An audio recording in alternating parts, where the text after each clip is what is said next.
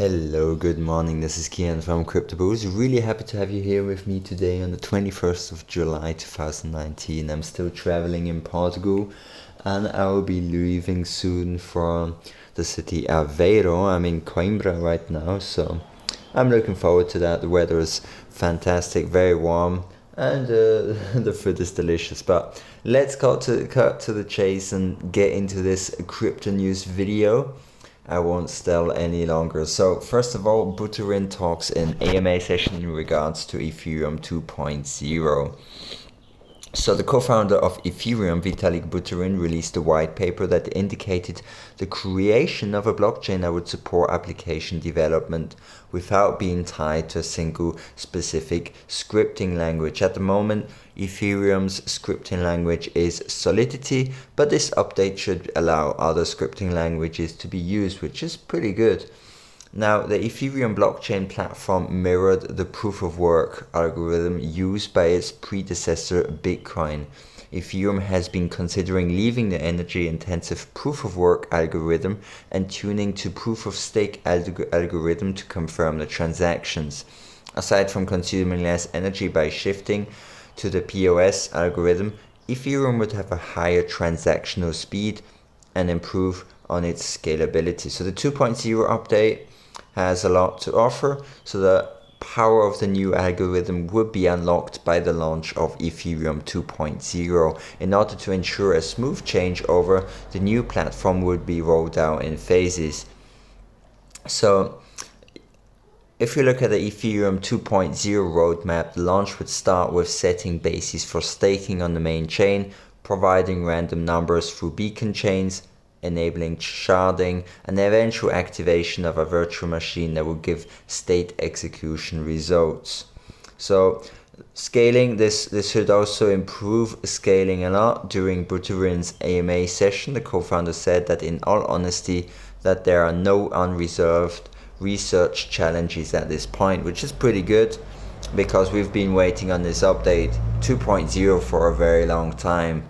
Now, the Russian-Canadian programmer says it got considerably simpler over the last year. So basically, Vitalik Buterin is saying it got considerably simpler over last year. There's a lot of things in ETH2, Ethereum 2.0, that are much simpler than ETH1, the one that we have right now. But there's definitely lingering complexity, and I deeply care about mining it. The current approach is to fold ETH1 onto ETH2 as an execution environment. In practice, this will mean that we would need to have a hard fork on the ETH1 side to rebalance some gas costs.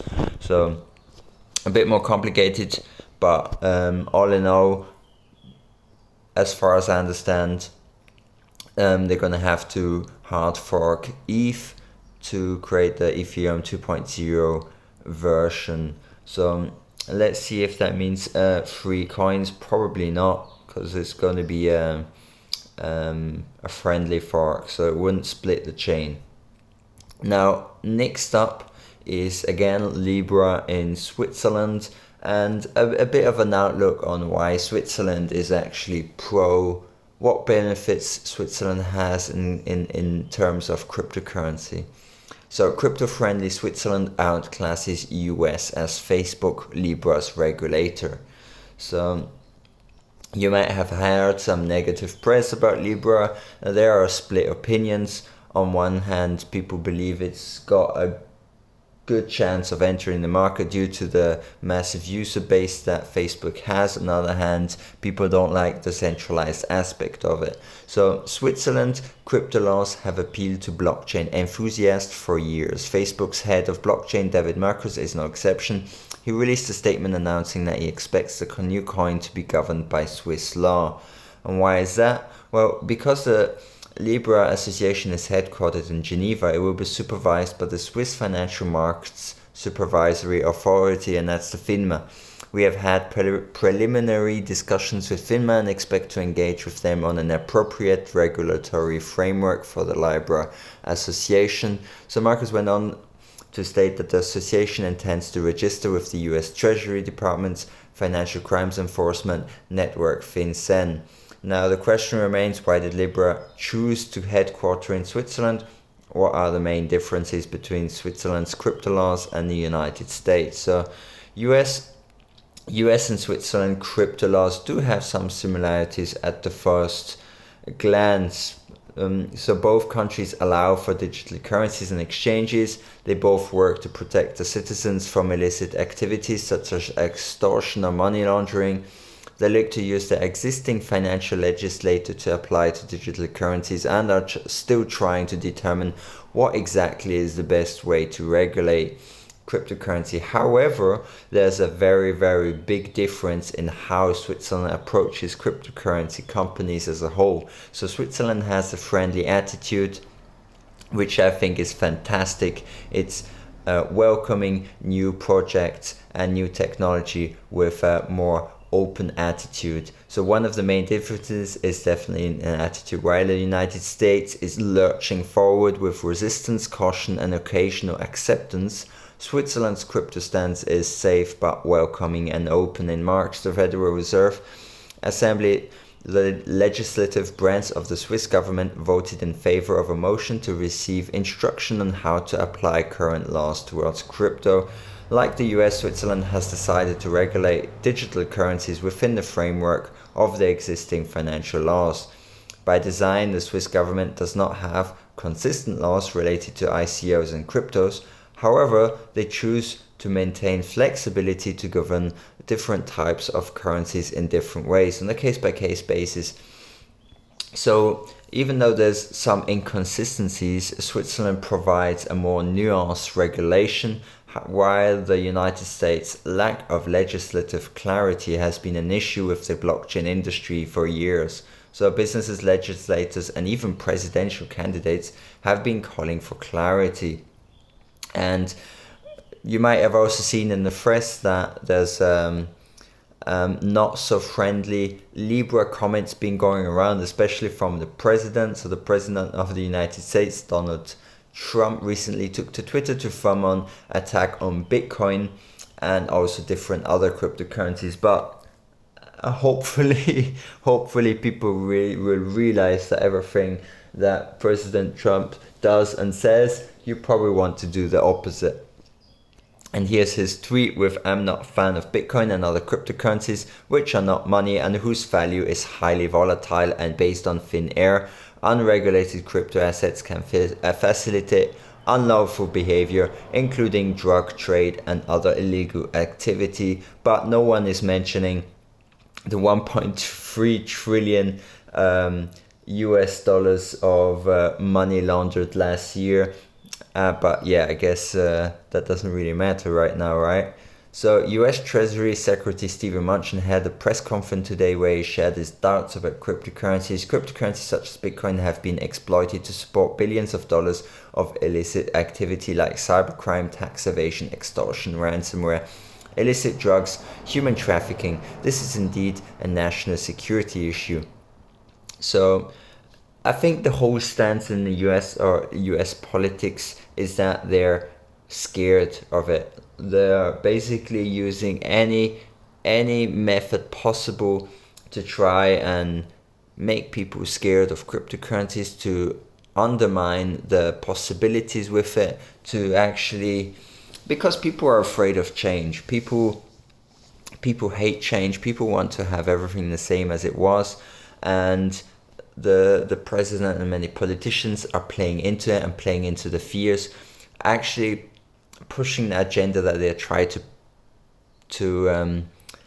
protect the population from these different things, where they are actually just trying to save their ass and make sure that they're still getting a lot of money through whatever sponsorships they get from big companies. But I think I'll come back to the article because I got a bit it got a bit out of hand. So leaders in Switzerland have taken a different approach. Swiss Federal President Uli Maurer recently attended the CV Crypto Valley Summit, where he said the government is constantly looking for ways to stay 2 steps ahead in blockchain regulation. He added that our doors are always open. So I think all in all, the message is clear at the moment. Since in both countries, the United States and Switzerland, the regulations are not clear. But I think the key point to take from this is that the Swiss government is looking at the whole cryptocurrency sphere with a more open-minded approach, and they're not trying to intimidate the population by saying that it can be used for money laundering and so on. So what they're trying to do, since in these holidays I'm actually I did some surfing, and I think this is a very good metaphor. So when you're surfing, you have to try and catch a wave. You're paddling, you're trying to catch a wave. And if you manage to catch the wave, then the wave pushes you very far and you manage to stand up and all the rest of the stuff. And in my opinion, the whole cryptocurrency revolution is this massive wave that's coming. And Switzerland is actually starting to paddle, and it is moving in the right direction in order to catch this wave. And yeah, the United States is still in the water trying to get onto their board. So, and yeah, at the moment this wave is coming towards them, and if they continue staying on the board trying to push against this massive wave, then it's not going to end up well for them. Same as with other technologies where countries will push against it. But yeah, let's see how it continues. Now, Ripple's Brad Garlinghouse very much agrees with President Donald Trump's views on Libra and Bitcoin. And this is a very interesting topic to look at, since many people really like Brad Garlinghouse due to Ripple. But yeah, let's see what he has to say about it. Concerns relating to the cryptocurrency space have found a new dimension.